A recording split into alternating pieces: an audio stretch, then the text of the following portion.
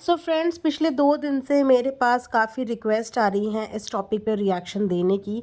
तो मैं इस टॉपिक पे रिएक्शन इसीलिए शुरू में नहीं दिया, इसीलिए मैंने 2 दिन लिए बिकॉज़ समटाइम्स क्या होता है कि चीज़ों को थोड़ा सा टाइम दे देना चाहिए, और हो सकता है कि टाइम देने के बाद चीज़ें हमें सेटल डाउन होती हुई नज़र आए, तो फिर हमारे उस रिएक्शन का कोई फ़ायदा भी नहीं होता, और ऐसा ना हो कि हम जले में घी का काम कर रहे हों। तो इसीलिए मैंने 2-3 दिन का इंतज़ार किया, और उस इंतज़ार के बाद क्योंकि आप लोग बार बार रिक्वेस्ट कर रहे हैं, बार बार मुझे कमेंट्स आ रहे हैं, तो इसीलिए आप लोगों की बातों को भी मैं इग्नोर नहीं कर सकती। मेरी फॉरमोस्ट प्रायोरिटी है कि मेरी ऑडियंस मुझसे क्या एक्सपेक्ट कर रही है, और उस एक्सपेक्टेशन पे काम करना। तो येस, आप सब लोग बहुत ज़्यादा कंसर्न थे लखन भैया का लास्ट व्लॉग देख के।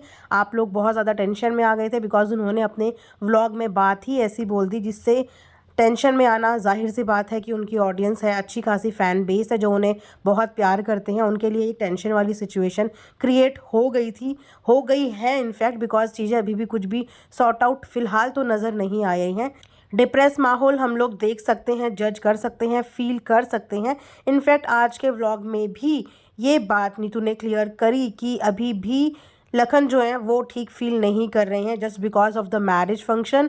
वो इस समय पे ऐसा कोई भी सीन क्रिएट नहीं करना चाहते, ऐसा कोई भी जेस्चर नहीं देना चाहते जिसकी वजह से शादी जैसे शुभ अवसर पे कोई भी विघ्न आए, या किसी का भी मूड खराब हो, या किसी को भी बुरा लगे। Well, that's really a wise thought. Well, ये एक बहुत ही मैच्योर बात है और एक मैच्योर डिसीजन है कि इंसान चाहे किस भी ट्रॉमा से गुजर रहा हो या कितना भी डिप्रेस हो, but because of the function उसके अपने की खुशी में वो इंसान खुश होना चाहता है, और अपनी प्रॉब्लम्स को, अपनी दुख को एक साइड रख के शादी में शरीक होना और हंसना, खेलना, मुस्कुराना, वो सब ना बहुत अपने आप में ना एक बहुत ही स्ट्रगल हो जाता है कि आपका माइंड कहीं और है, आपका दिल कहीं और है, आप अंदर से टूटे हुए हो, अंदर से परेशान हो, लेकिन क्योंकि आपके घर में फंक्शन है, शादी जैसा माहौल है, आप वहाँ पे अपना वो दर्द शो नहीं कर सकते। तो ये ना एक बहुत बड़ा स्ट्रगल हो जाता है आपको फेक हंसना, फेक खुश होना सबका, ताकि किसी का दिल टूटे ना। तो वही हमने व्लॉग में देखा, और हमने ये भी देखा कि किस तरीके से शादी में सब उनको चेयर अप करने की कोशिश कर रहे थे। सब लोग, छोटे छोटे बच्चे, वहाँ पे जो पुनीत है उन्होंने ये माहौल बनाया था, उन्होंने सब बच्चों को इस बारे में ट्रेन किया था, बिकॉज कहीं ना कहीं वो जानते ही होंगे कि इस समय पे लखन किस कश्मकश में घिरे हुए हैं या किस परेशानी में है। क्या परेशानी है ये तो अभी तक हमें ऑडियंस को नहीं पता, बट येस वो परेशान है, ये डेफिनेटली श्योर है, और ये उनकी व्लॉग से भी पता चल गया, और ये उनके फेस से सबको पता चल रहा है। और वहाँ पे फैमिली उनको चीयर अप करने की कोशिश कर रही है, तो फैमिली का भी सपोर्ट के लिए मैं यहाँ पे बहुत खुश हूँ कि यस, ऐसी सपोर्टिव फैमिली है। फंक्शन के दौरान भी उन्होंने उनको अटेंशन दी, सर्कमस्टांसेस को समझा और उनको पैम्पर करने की कोशिश की। वहीं पे मुझे एक चीज़ और लखन की अच्छी लगी कि जब बहन के लिए कोई चीज़ उन्होंने गिफ्ट की थी, तो वहाँ पे जब एक पर्टिकुलर अमाउंट की बात हो रही थी तो उन्होंने वहाँ पे बीप लगा दी थी। और एक बार पहले भी लखन ने अपनी वीडियो में, अपने व्लॉग में ये बात बोली थी कि मेरी साइड से जो भी हेल्प बन पाएगी मैं वो हेल्प करूँगा, लेकिन ना मैं वो हेल्प दिखाऊंगा और ना वो हेल्प मैं बताऊँगा, बिकॉज कुछ चीज़ें होती हैं जो हम दिखा नहीं सकते, कुछ चीज़ें कैमरे के लिए नहीं होती, कुछ चीज़ें ऐसी होती हैं कि आपको अंदर ही आपको पता होना चाहिए, सिर्फ आपको पता होना चाहिए कि आपने सामने वाले के लिए कितना किया है, और सामने वाले को पता होना चाहिए कि आपने उनके लिए कितना किया है। तो वो चीज़ मुझे व्लॉग में अच्छी लगी कि उन्होंने किसी भी अमाउंट को एज सच बताया नहीं, उन्होंने अपनी साइड का कंट्रीब्यूशन दिया, एक भाई होने का फ़र्ज़ निभाया। आज वो अगर केपेबल हैं तो अपनी फैमिली फंक्शन में वो कंट्रीब्यूट कर रहे हैं, यही अपने आप में एक बहुत बड़ी बात होती है। ऊपर से वहाँ पे जितने भी शादी में लोग थे वो सब लोग इन दोनों की बहुत ज़्यादा तारीफ कर रहे थे। इस पूरे ड्यूरेशन से, इस पूरी मैरिज कंटेंट से, इस पूरे मैरिज फंक्शन से मुझे ये तो समझ में आ गया कि इन्होंने पैसों के साथ साथ इज्जत भी कमाई है, रिस्पेक्ट भी कमाया है, और प्यार भी कमाया है। अभी तो अननोन लोग ही इनको प्यार करते हैं, जो इनकी ऑडियंस है।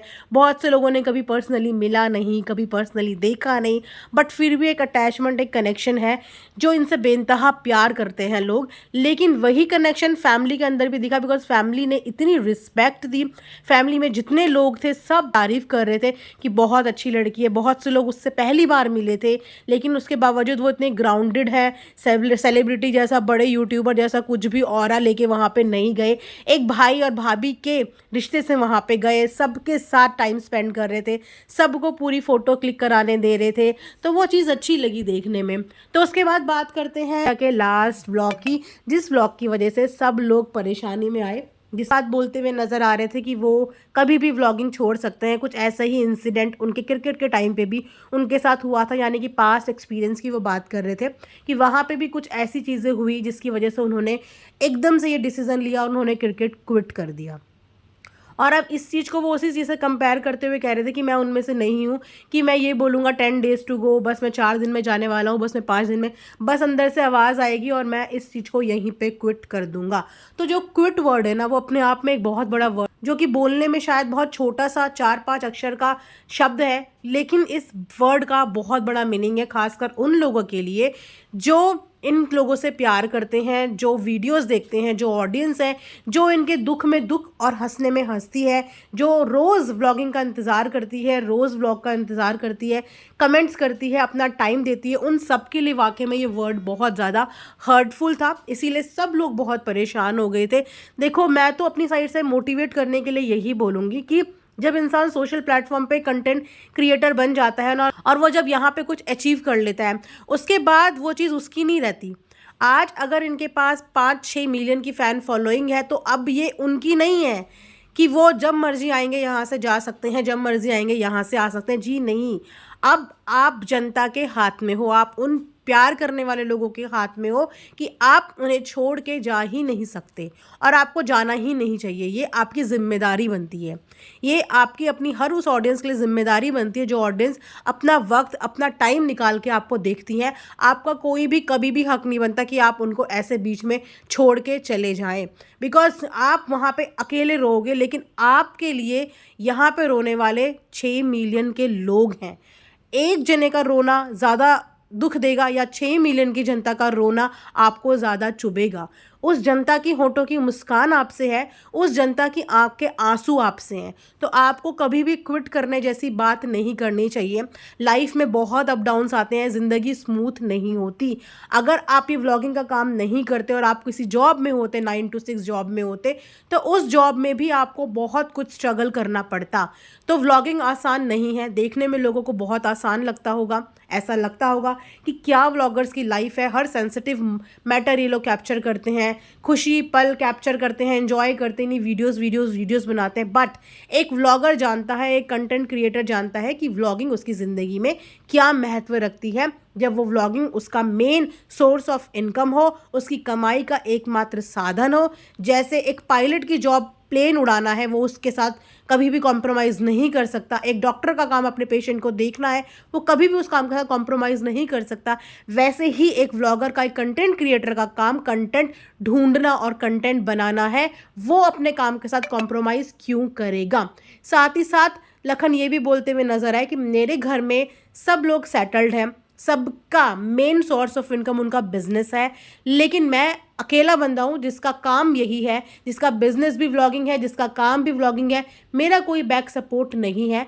वैसे ये बात भी है कि अगर वो चाहते तो अपनी फैमिली बिजनेस को ज्वाइन कर सकते थे, बट उनका इंटरेस्ट नहीं रहा होगा फैमिली बिजनेस ज्वाइन। उनको कंटेंट क्रिएटर बनना होगा। हर किसी बंदे की अपनी चॉइस होती है, तो उन्होंने अपने लिए एक अलग लाइन चूज कर ली और उस लाइन पे वो काम कर रहे हैं। तो उनका बोलने का मतलब साफ साफ यही था आप सबसे कि ये मेरा काम है और मेरे पास इसके अलावा कुछ भी बैकअप नहीं है।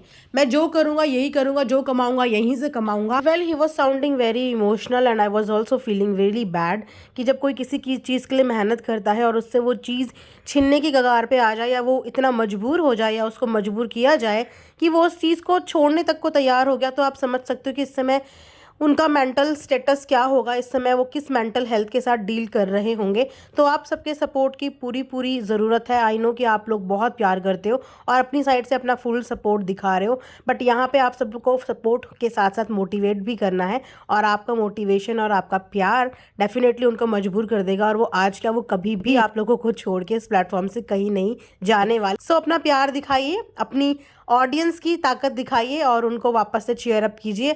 आप सबके चीयर अप करने से ही उनके चेहरे पे मुस्कान आ जाएगी। सो यहीं पे ये रिएक्शन एंड करती हूँ। आई होप आप लोगों को पसंद आएगा। मिलते हैं नेक्स्ट वीडियो में, तब तक अपना ध्यान रखिए and thanks for watching earth mom Dehradun.